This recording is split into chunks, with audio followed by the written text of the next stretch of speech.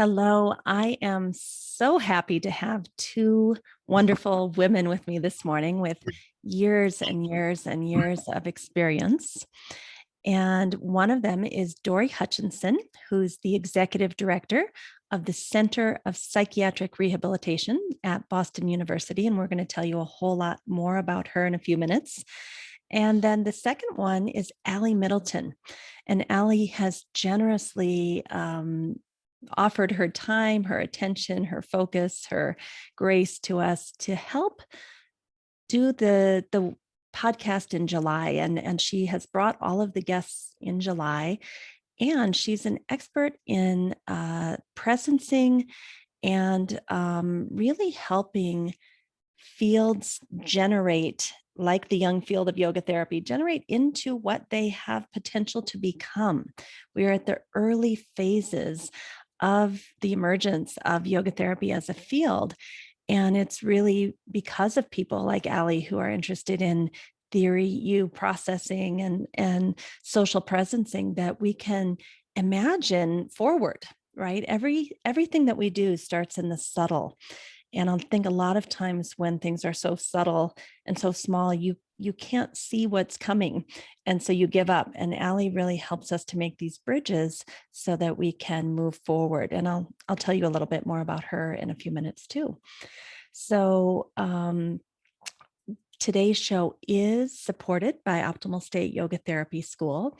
And one of the exciting things that we have coming up at Optimal State Yoga Therapy School is a 9-day module on the physical body, on necks and knees and hips and shoulders and feet and toes, and really looking at how the autonomic nervous system plays into chronic pain and how we can use yoga therapy, use breath work, use meditation and visualization to help reduce chronic pain, as well as make the entire body more happy, healthy, and whole. So if you're interested in that 9-day module, that's on www.amywheeler.com, and we'd love to have you there in September with us. So let me start by introducing Allie, and then I'll get into Dori, because I think once we hit Dori, we're gonna be off running. And Allie Middleton is really interested in building these relationships between influencers in different fields. So today we're going to look at behavioral health, psychiatry, and yoga therapy. And what do these adjoining fields of healthcare have in common? What can yoga therapy, which is a very young field, learn from behavioral health, which kind of has gone through this process of emergence in the past, 30, 40 years. So Allie is also a somatic coach and facilitator and a psychotherapist in New York, and a yoga teacher and a yoga therapist. She has an amazing new book out called Yoga Radicals, a curated set of inspiring stories from pioneers in the field. And that's available on Amazon.com. And Allie, I'm wondering, what's the date that book has been released? If you could take yourself off mute, that'd be great. Thank you, Amy. The Yoga Radicals book will be launched on the 19th of August. And this was a commissioned book from Singing Dragon Press that was generated from some bridge building I was doing with some early yoga innovators in the social activism and community healing community interest group at the International Association of Yoga Therapists. And it just happened to grow. And the good news is that these are initial stories from people all over the world, both lineage holders as well as newly minted yogis. And they are telling their story of moving from a me consciousness, the self-calming and qualitative benefits of a yoga practice, and how they each brought them to scale using this prototyping model. Just like Amy was saying, the future shows up in the subtle. And so how might we, as an emerging profession, learn from these stories, just like we'll hear from Dori today, that this presencing approach is actually an embodied quality of knowing, and that we sense in together from these difficult but challenging and actually exciting times to help each other become more whole and well. So I'm so happy to be here. And yeah, Dori, we hung out in the psychiatric rehabilitation arenas during those conferences. And I think that the yoga therapy community might not really know about the emergence of psychiatric rehabilitation. And So let me introduce her fully and then we'll jump in. She has such amazing qualifications. As I said, as of July 1st of this year, she has become the executive director of the Center of Psychiatric Rehabilitation at Boston University, where she's been working in this same field and even in the same department since 1984. We're talking 37 years. And this center that Dori works in is a freestanding center of excellence at the university, which means it has its autonomy, but it still has a very strong affiliation with the Sargent College of Health and Rehabilitation. And one of the great things about being a freestanding research and training center is that all of the research and training comes through grants with the federal government, which is fantastic. There's a little bit more stringency around that, grant writing, and you have to do what you say you're going to do and produce outcomes.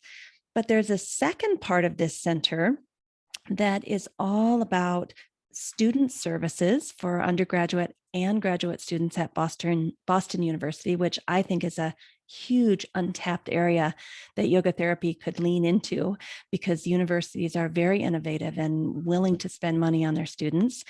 But this philanthropy arm that gives services, mental health and psychiatric services to people, also serves adults in the Boston area who have a pretty severe mental illness.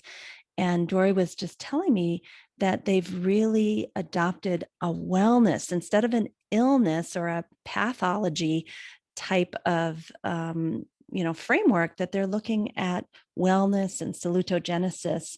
And that because it's a philanthropic gift, they have so much more flexibility in what they do with people.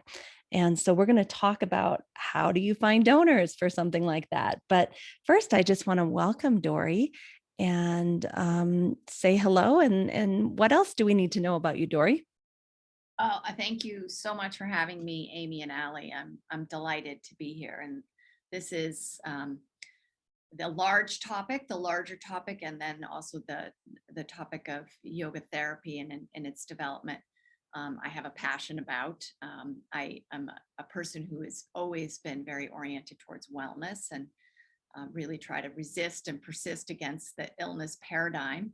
And I feel so grateful that in my career, I've had the opportunity to offer people the opportunity to step away from illness and disability and move towards wellness and ability and full thriving lives that I feel strongly has really a social justice foundation. That this is where it all started, is that people who live with mental health conditions have often been relegated to secondary citizens, if at all. Many of them have lost their rights in their communities and their roles. And so I've had the opportunity to offer services that help people step back and thrive in their rightful roles in communities. That's really a beautiful dharma or life purpose that you've been able to sustain sounds like over 4 decades. Just about. That makes me feel like I'm really aging. Or it could be akin to this yoga concept of dig one well deeply, find out what you're good at, go for it, put one foot in front of the other every single day, as long as you can, being of service to the world. Right. That's right. And it's a journey, that I feel very fortunate to be on. It certainly has its challenges, but there's been a lot of really wonderful stories of healing and empowerment and embodiment that I've been able to witness and participate in. So. And as we imagine this future of well-being together in community, And we learn about the very specific challenges within the communities that you've served, Dori, in order to transfer those stories and knowledge to the emerging yoga therapy community.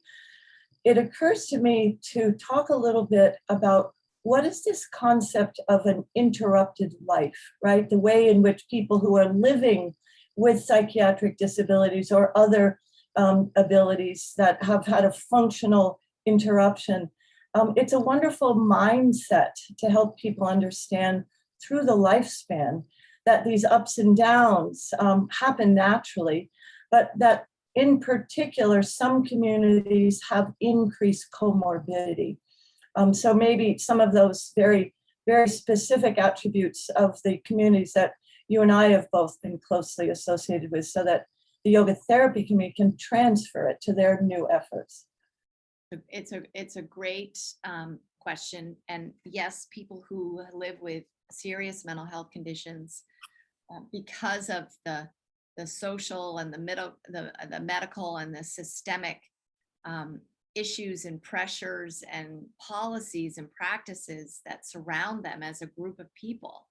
You think about people being diagnosed, it often causes a significant disruption in a young adult person's life. They often end up leaving their higher education journey. Many of them struggle to get back.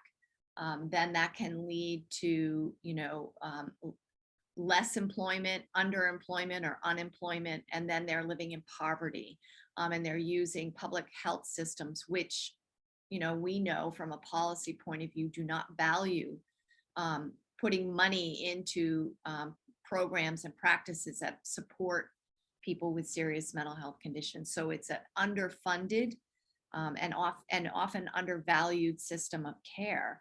And as a result, the consequences, the radiating consequences of that is that people who are living with mental health conditions over their lifespan often develop significant medical conditions.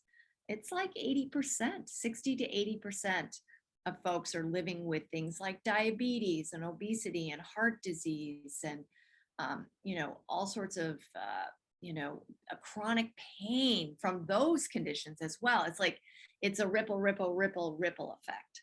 And it can become a vicious cycle for people, and that they then become over-identified themselves too with, I have all these disease states. And that becomes their role, is that I'm managing all these issues and illnesses. And it can make for a lot of despair and loneliness and chronic illness for folks. So the comorbidity issue with a mental health condition is huge. And over time, I mean, one of the benefits of having been in the field for a while is over time, you have the opportunity to see that certain types of interventions can really, as we know for anyone, any human being, can impact their health and wellness. And so there are ways to help people regain and rebuild and build for the first time a connected body and mind that allows them to live the life they want to live.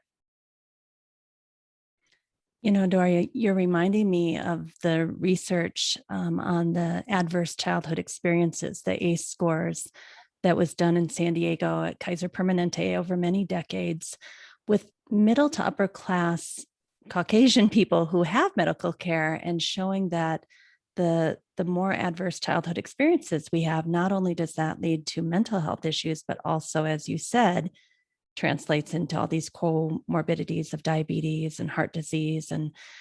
And so I heard you just say there are certain interventions that are working better than others to help people come back to a state of, I don't know if balance would be the word. Maybe you could help us understand what the end game goal is with what you do, but would you consider yoga and yoga therapy in that camp, that as one of the technologies that can help people? Yes. And so just to provide kind of a context of what it is that psychiatric rehabilitation is, it's not treatment, right? Treatment is medication and therapy. And that helps people with their symptoms, right? That is the goal of treatment, to alleviate someone's symptoms or to get rid of someone's symptoms. In rehabilitation, we really talk about functioning. What is it that you need to function well and thrive in meaningful and in successful ways in the roles that you want as a student, as a worker, as a lover, as a parent, as a sibling, as a friend? What are the critical skills that you need, the critical knowledge and the critical supports, people, places, things, and activities that are going to allow you to live your life the way you want to live it? So we think, if you think about a person, I'll use a college student who's been diagnosed with a serious mental health condition like bipolar disorder. It disrupts their higher education journey. If you think about the lifestyle of a young college kid, right? No sleep, partying, eating whatever they're served, you know, and you think about living with a mental health condition, your wellness practices, your wellness rhythms are so critical to managing something like a bipolar illness. And so what we do in psychiatric rehabilitation is we help those students understand that their wellness rhythms can allow them to achieve their goals. Positive wellness rhythms can allow them to achieve their goals of finishing their college education, of finding a job that has meaning and makes a difference in their lives, of connecting them to the people and places and activities that they want to do. And something like any kind of wellness practice, but if we're talking about yoga, yoga is one of those practices. And it involves skills, right? We're teaching people how. We're teaching people why. We're supporting them in that practice. That is, in my mind, that is part of what we do in our recovery education. So I run an adult education center where it's just like an adult education center, but it's specifically designed for people who live with serious mental health conditions. And most of the courses that we teach are wellness courses because people have been through the traditional system of care. They many times have been over-medicated, which comes with its own complications, right? The treatments for mental illness, the medical treatments often cause the onset of these medical comorbidities that we were talking about. So there's this place where people have to say, well, maybe I really need to take this medication to quiet my voices or help me regulate my mood. But in the meantime, I've put on 40 pounds and I've developed diabetes and I want to recover my body. I want to reconnect my mind and body because in the medical system, we focus on treating the illness. And there's been a real disconnect for people between their minds and their bodies. And that's re-traumatizing them. And so in our recovery education program, we teach yoga classes. We teach Reiki and Tai Chi, and we do all sorts of variations on those themes. We do laughter yoga. We do gentle Kundalini yoga. We do chair yoga. We do Tai Chi. We do Qigong. We do supported walking. So one of the things that we really value is self-determination and choice. And so we also listen really deeply to what people are saying they need and they want. So if we are offering yoga and we have a group of people who can't get down on the floor, well, we're going to adapt because they want that. And so how do we do that? And that ties back into my ability, because we have philanthropy, is that I can do that, right? I can innovate based on what people say they want and need, not on what someone says I want you to do, because that's what we're going to do as a system. And then we collect data so that we can demonstrate that what we're doing has positive impact on people.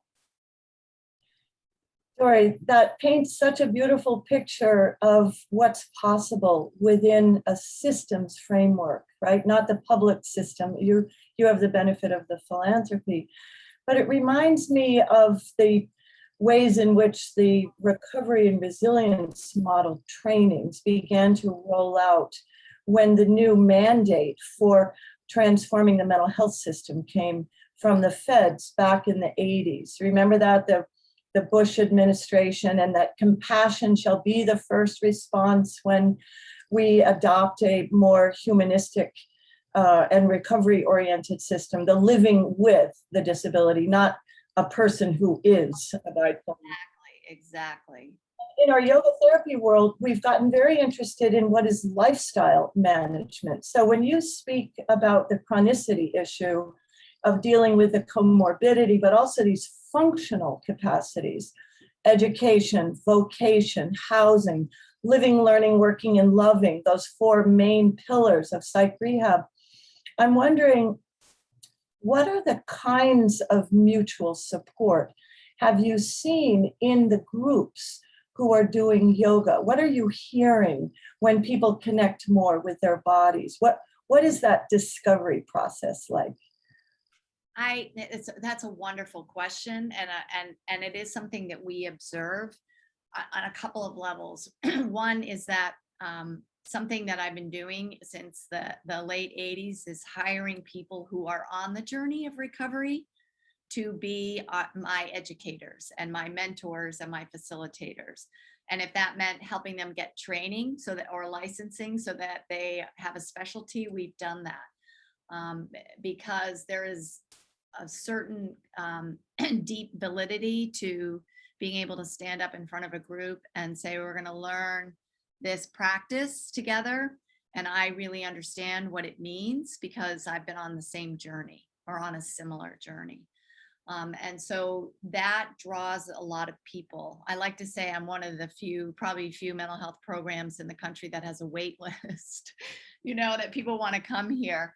And that really draws people because they tell us, when I see, Donna in front of the group or Rainer in front of the group doing the practice, and I know that she lives with serious depression, that inspires me in my struggle in the moment, right? To stay with it.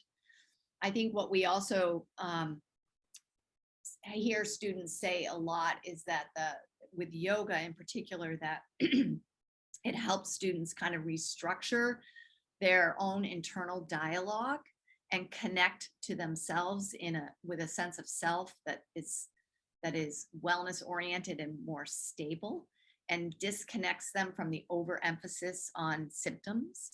So they say things like, it puts me in touch with who I want to be, and it helps me be who I am. And that often is a well person. And I mean, it's really amazing still, really almost 40 years later, that when people come to us, even when they're 18 or 19 now, that they have been given a message of such despair and lack of hope about living with a mental health condition. And and we live in a high stakes world now, right? I mean, I guess it's always high stakes, but it seems particularly so now. And the anxiety that comes with, I'm never going to be able to live the life that I imagined. I think this sort of intervention and education and support for this practice helps people reconnect with that person who can and will live the life that they imagine. Because we talk about recovery as being non-negotiable. We're not going to debate it. We're not going to negotiate it. It does happen. We witness it all the time. And so we try to impart that message through these different avenues of practice and education for students. Dori, I just love that, because in the very first chapter of Patanjali's Yoga Sutra, it starts off saying, yoga will help you get in touch with your true self, your well self, this part of you that is not broken or damaged or ill, and everything that I hear you saying is so yogic. It's so amazing to me. And I just kind of wanted to ask, go ahead, Dori. What?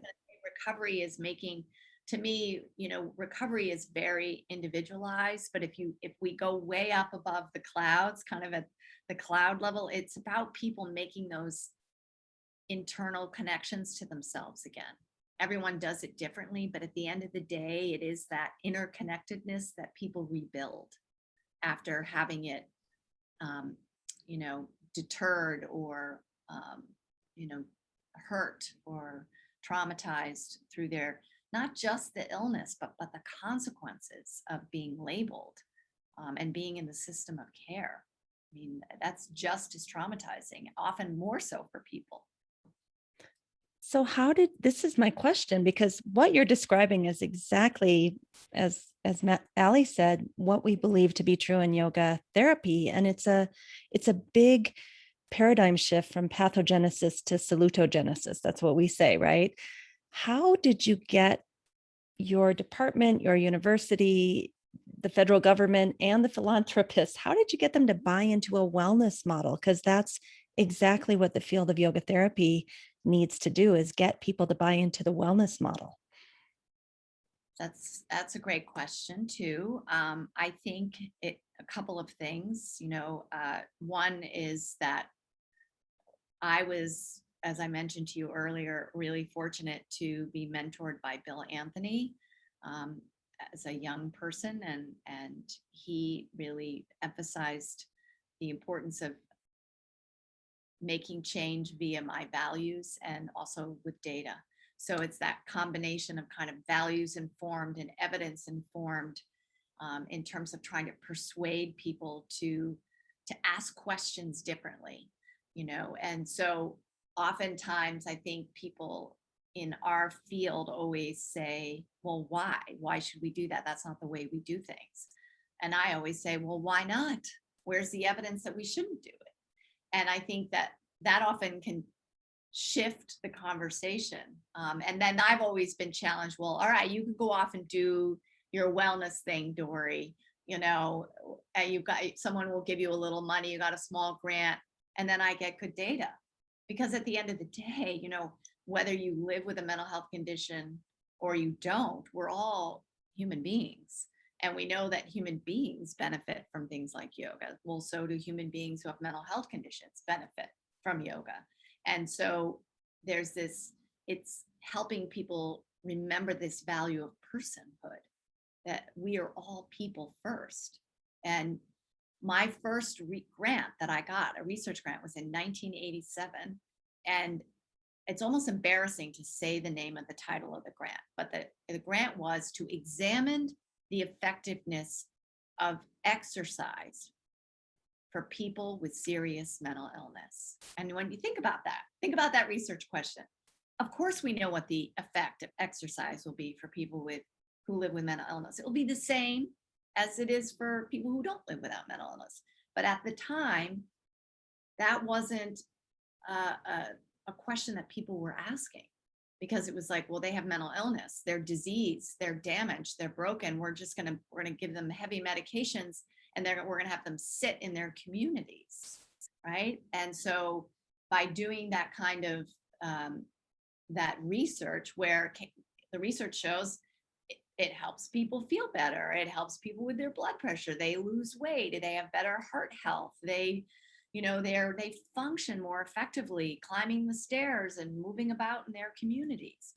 The same impact, right? And it goes back to that value of personhood and prejudice, right? That we hold this certain amount of prejudice around people who have mental illnesses, but also around people with significant diseases. We've sort of turned it into I think, this is my personal opinion, it becomes like a moral discussion rather than, wait a minute, this is not about morality. This is about life experience and humanity. And so let's step away and say, why not? Why not afford people the same opportunities? So that's been our approach. And we've, in terms of finding funders, it's finding people, we know that in the field of mental health and mental illness, we know that so many, it's everywhere.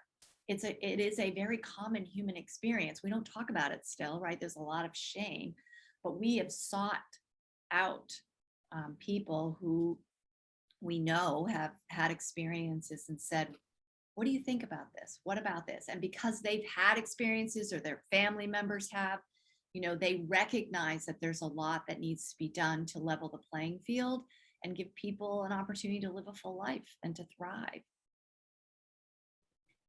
And I think with the other key piece that is beneficial is that other types of research that are happening even in the medical field around the neuroplasticity of the brain, right? That's really exciting stuff. We know that people are healing from significant traumas through interventions that help people reconnect and heal those neuroplastic connections in their different parts of their brain, and that we know that yoga can help with that, and other types of wellness interventions. So, and we know that it also impacts people's cognitive functioning, which is also often impacted by the illness and the treatment itself. And so when we intervene at this level of the body that allows people to create those internal connections, both emotionally, spiritually, and physically, we have a powerful tool. Dori, it's wonderful to hear you trace or map out the specific aspects of the community that you serve. And I'm sure as people listen, they'll begin to link this question of, oh my gosh, I never even thought about this population as a huge opportunity for yoga therapy. So I have 2 points that I wanted to make, and then just have some comments. If it's true now that we have a mental health crisis, and there are many underdiagnosed and also stigmatized awarenesses about the nature of high-level stress reaction, panic, anxiety, and then the more serious and persistent mental illnesses, if what we know now, that it's on the rise and that there's insufficient community care, then what would you suggest to an early and newly minted yoga therapist who may not understand her own or his own internalized stigma about this population? Because we are no different, right? That's the whole point about othering, right? This whole subject-object thing that people get stuck in when someone is different. So can you speak a little bit from the principles and practices of the recovery and resilience model of what we've learned? What has been the way to break through these fluctuations of the mind that cause us to feel that someone who has a diagnosable mental illness is not a good person? Let's just name it. Right. And I think that is the prevailing attitude, right? There's this, and you see it systemically around this whole issue of risk and liability, right? You mentioned earlier, Allie, we were encouraged as a field to move towards this compassionate stance. And I think what myself and many people across the country would say is that people took the words of recovery and used them, but they didn't take it on as a values-based system. So you can go into systems of care and there on the walls are all the right things, the right words, the language, but the policies and practices underneath that have not shifted. And I think one critical way, I think for most people, it is being able to develop a relationship or hear from people themselves who are going through this. It is life-changing for a lot of people, for providers too. In fact, when they actually, I've done a lot of training over the years in the VA, and you work with nurses who only see people in their acute phases of their illness. And so that's their image of someone living with a mental health condition. And they can't understand this whole concept of recovery, and they don't buy into it. And then you give them the opportunity to meet and connect and talk to people who are recovering and have recovered. And it will change their mind and their attitudes.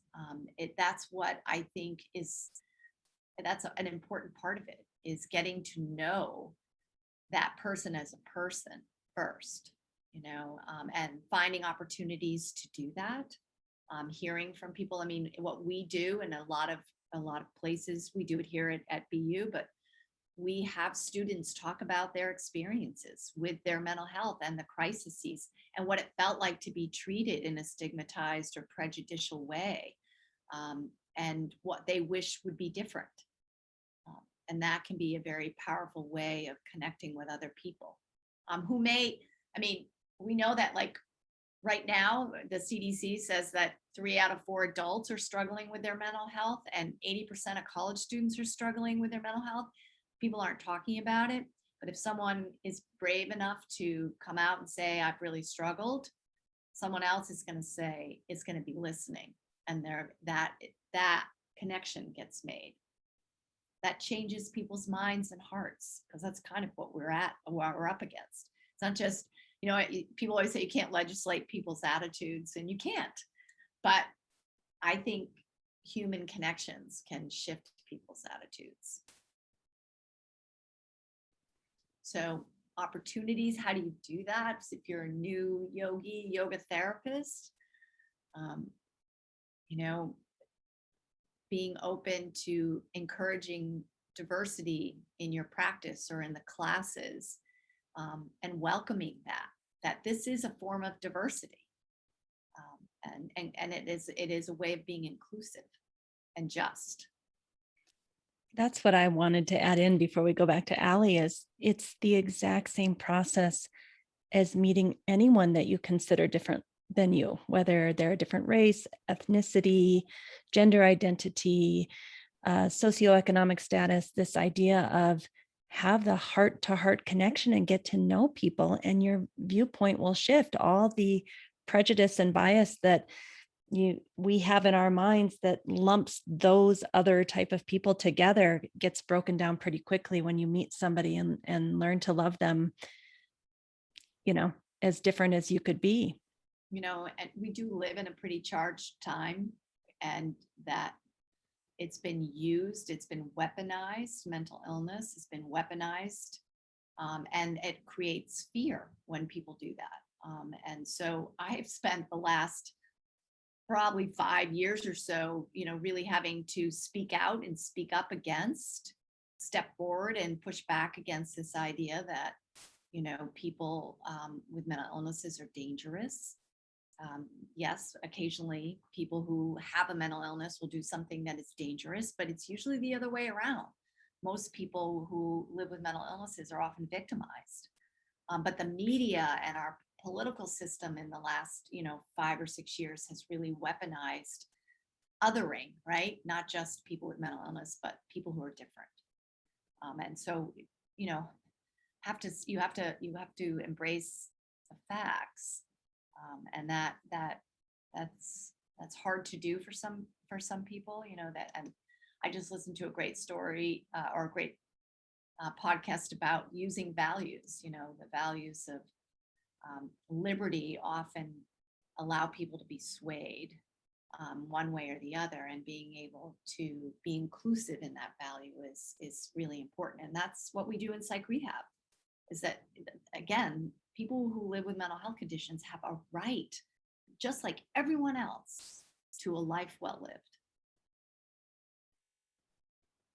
And Dori, when we speak of it from a macro perspective, right, the systems change, or macro perspective of learning to live, learn, work, and relate together, this moving from a me consciousness to a we consciousness is very much at the heart and soul of connecting to source, these more spiritual attributes of the esoteric part of a yoga practice or another contemplative inquiry practice. And so I guess I'd like to go a little deeper with you, combining your awareness from your research and the data that you're learning that allows you to go forward from this heart-centered and value-centric place. From a personal perspective now, Dori, because this is about innovation, right, Ofong, Yeah. and that adding new things to a system that may be a little rigid, right? Just like when we work our bodies, we get a little less. And so I'm curious, so that people can learn to dance with their own personal journey, the me journey, but also to stretch into the we journey. And that as you made choices in your career to continue this advocacy, what was it that fed your heart's desire? What was it that kept you consistently and persistently anchored to your vision? Wow, that's an amazing question. I think it's been my relationships with people,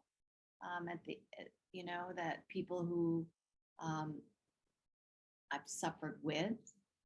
I've walked alongside of them as they've suffered and succeeded.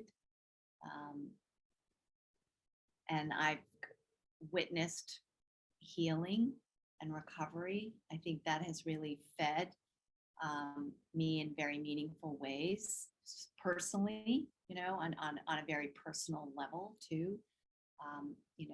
Mental illness has been in my family and has had a really horrible impact on some of my family members. And so the connections that I've made, the going from the me to the we, that part of it has been really meaningful. And that's what feeds my soul, that together we can make change, and together we will work it out, and together there will be good at the end of the day kind of thinking, I think is what feeds my soul. So, Dori, can I ask you, I think so many of us in yoga therapy believe exactly what you just said, that we have suffered, we have family members, friends, colleagues that have suffered. And what makes a meaningful life is to travel this journey together and to walk each other home, basically, right? And how do we take that? Because I think everyone I know in yoga therapy is on board with that. But how do we take that in a way that you did in psychiatric rehabilitation and turn it into an actual field? How can we make that jump from I to we are going to push this idea forward, similar to the way that you have done for the last 4 decades? Yeah, that's a challenging question. And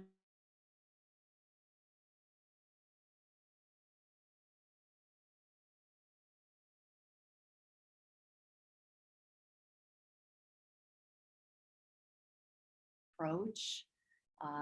And there are the challenges, which are the systems, right, that will either allow us in or not, are out there, and we have to know who they are and what they are, and what they're going to throw back at us as sort of the whys, and we have to be prepared with the why nots. And so I think it's knowing what's out there that will be challenging, and then proactively and intentionally saying, this is what we're going to do to go around that. You know Developing a new field, at, at the end of the day, you want people are going into this field for because it's meaningful, but they also want it to be a profession. They want to be paid for their practice and their time and their therapy. And so convincing those systems that this is worth that kind of, it has that kind of capital in our system of care, that involves things like data, right? In order to change policy, you have to have data. And so, and I think a lot of people go into helping professions sort of afraid of data. I mean, it's certainly in my field, people are afraid of collecting data, and it feels like it feels so not who they are. I mean, we obviously have people who are researchers in the mental health field who love data and numbers and public health data and that sort of thing. But there are the people who are often doing the work, went into the work because they aren't data people, right? And so this idea of evaluating and looking for the impact and understanding the impact is often something that people shy away from, and bringing people along. Like, if we're going to do something innovative, we have to collect data, because if we at the end of the day want to shift policy and convince the people who care only about money, then we need to do all of these things. We have to innovate, we have to collect information, and we have to persuade with both qualitative and quantitative information around the impact. And I think where we are in this sort of unique moment in time in our history, people are looking for opportunities to support and help, like in general, right, in their workforce. I'm getting called all the time. Can you do a Zoom session on something for our workforce? Because people are afraid to come back to work. They don't want to go back to work. They are traumatized by being at home and commingling work and family, and they're burned out. And can you do something to help them? And they're willing to do whatever we think might work. So it's an opportunity to say, have you thought about this? And people are so receptive to, who are the ones who are, asking, are receptive to what we have to say right now. So it's an opportunity, that came out of a very difficult time. So yoga therapists, I want you to know all the different ways that Dori has said we can be of service. There's college campus wellness programs. There's, as she just said, the workforce out there, and especially the burnout in healthcare providers alone, not to mention everyone else who maybe is scared or doesn't want to go back to the job that they had, 2 years ago. And that, as Dori said, 80% of college students are reporting some mental health illness, if you will. And did you say 3 out of 4 people in general after this COVID crisis are traumatized and experiencing? So it's almost as if companies, universities can't afford to do anything but invest in helping people deal with their mental health issues, because I just think that's a wonderful opportunity for us. Yeah. And how you Yeah, so I'm just going to follow up with that because, Dori, innovation and mental wellness and these multimodal ways of community restoration, right, for folks who had been marginalized or thrown away, locked up, medicated. There's this quality of listening that we use in the presencing work, which has everything to do with listening really to the place of highest regard for the other, no matter where we are, no matter how stressed we are. So I'm wondering, relative to leadership as a creativity journey, the way Amy's indirectly pointing to these opportunities that are here, and the prevalence of the stress, the prevalence of people walking around, with the head only. Yeah. I'm wondering, again, going back to the early days, some of these natural mindset shifts that are required to be courageous to take a move, and how to make those introductions or ask for an introduction. Tell a story maybe about a vocational breakthrough from one of your folks. Because those of you who are listening, folks living with mental illness are often really hard to place in workplaces. And it used to be that they would be put behind a broom or behind a washing machine. But now there's a very different take because it's an interrupted life, not a completely dejected life. Exactly. And I have a great story to tell because someone I have known for 35 years. And she came to our center with a significant substance use history and a lot of trauma. And was considered, a disordered personality type, which if those of you who are in the mental health field, comes with its own set of prejudices and discrimination by the mental health profession itself. Sometimes the prejudice in the mental health profession can be worse than it is in society towards certain diagnoses.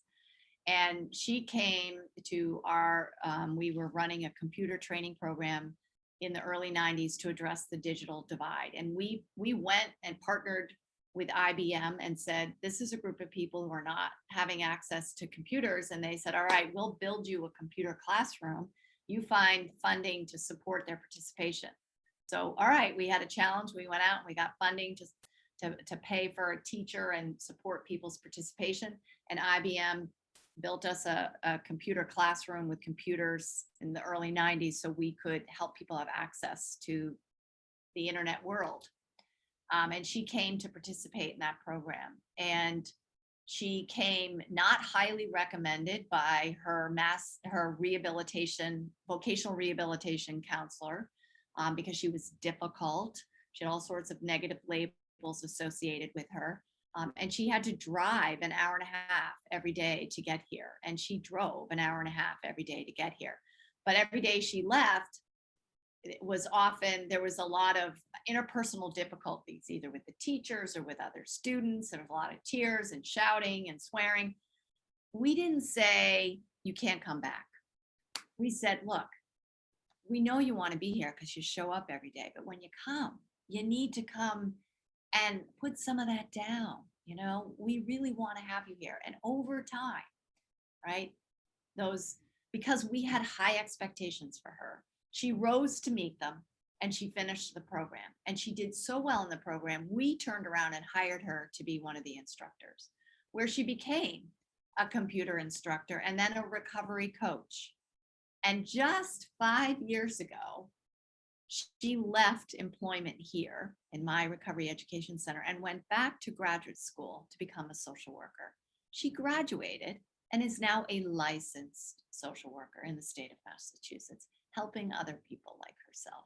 And she was really kind of thrown away by the system of care.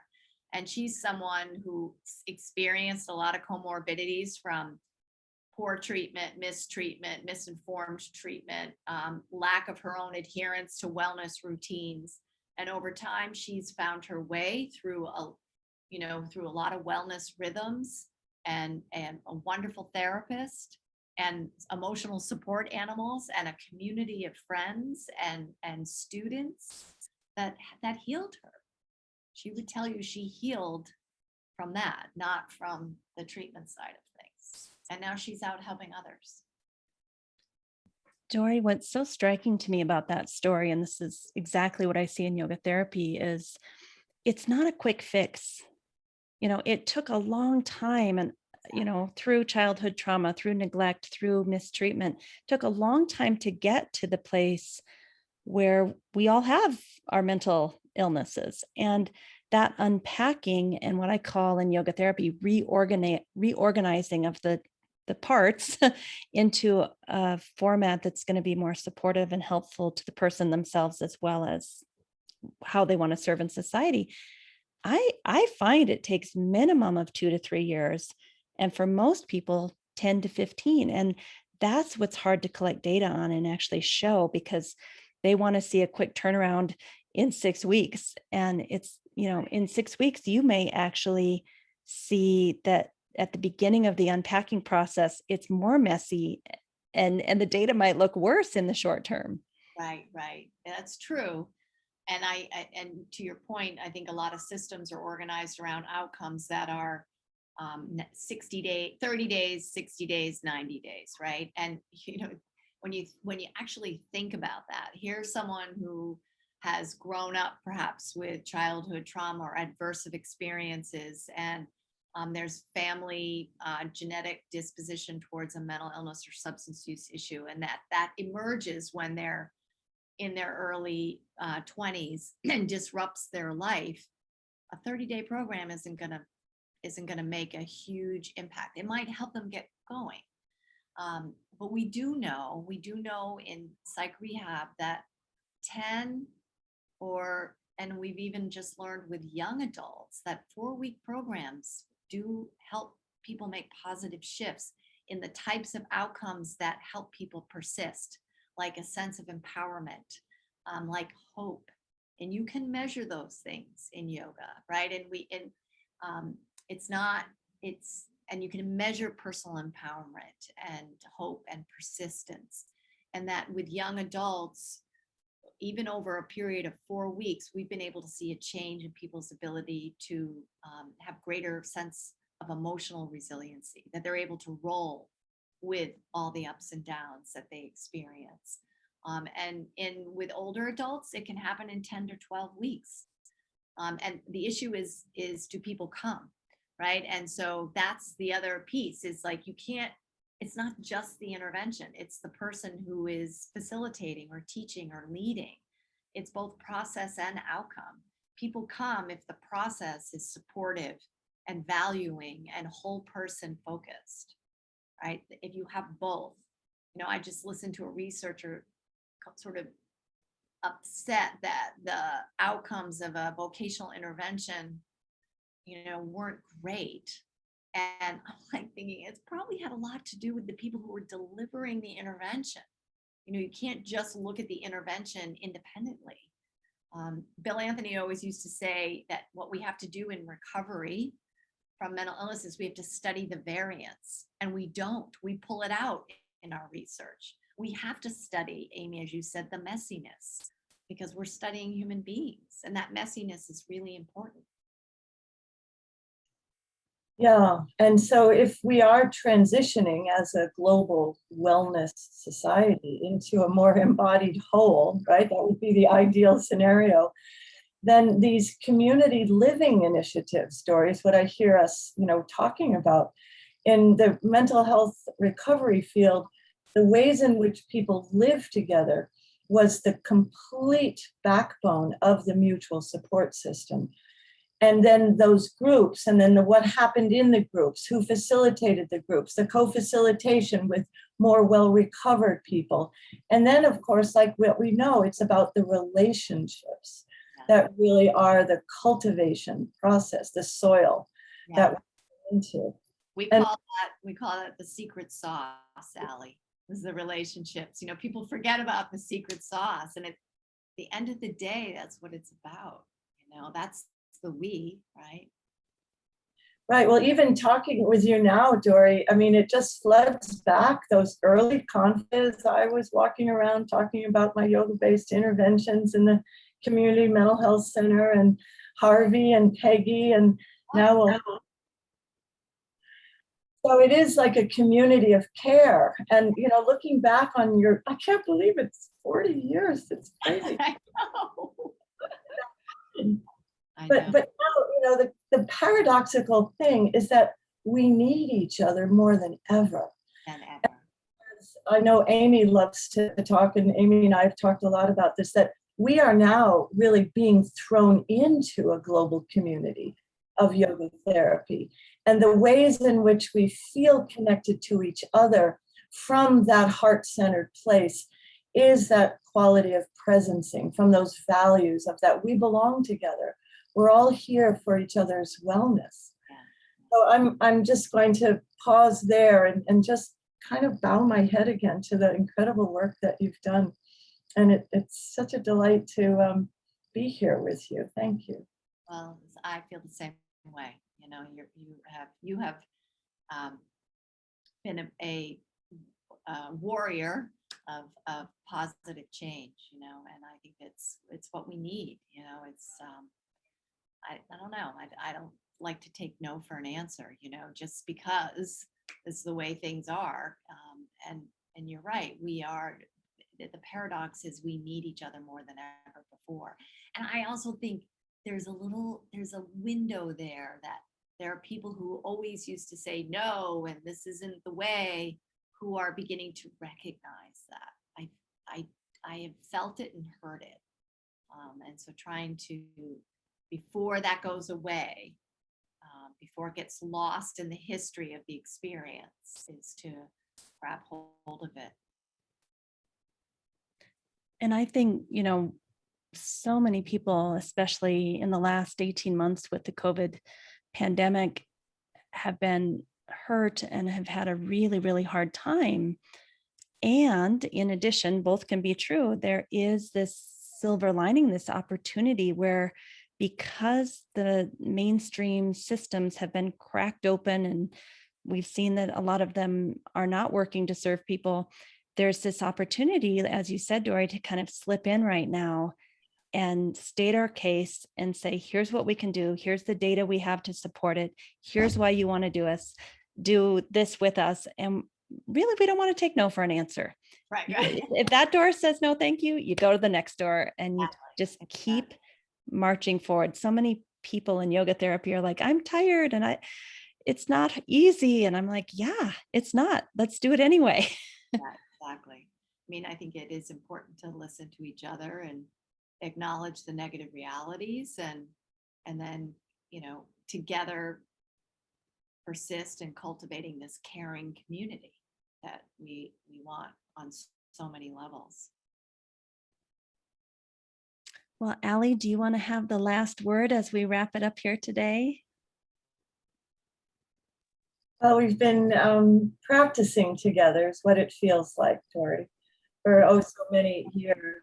And now with Amy and on this podcast. And the ways of the world really are rooted in these ancient traditions. And isn't it nice to know that we can be in a public forum and report the data and share our body-centered practices and the ways in which we're growing together. So I'm just sitting here smiling and in a sense of this limitless potential, right, around well-being.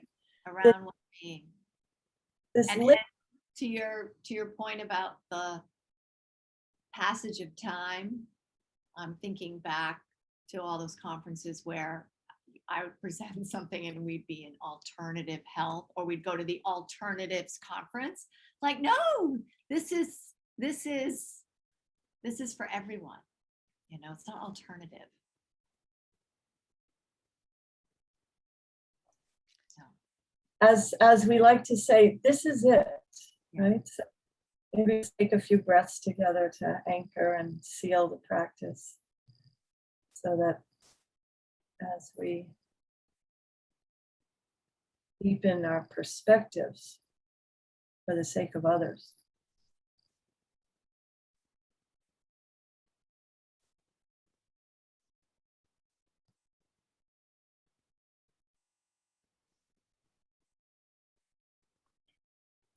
And I would just love to thank both of you for being the wisdom keepers, for doing this work for decades and being ahead of your time. I really pray that you will get to see this blossom and all the hard work and blood, sweat, and tears and joy that you have put into this. I think Dori is, in her work at the university, and I know Allie is in her special ways too, but I hope you will both get to see the fruits of your labor. I mean, in yoga, sometimes we say that you plant a seed, knowing that seed will, emerge or sprout long after you're gone.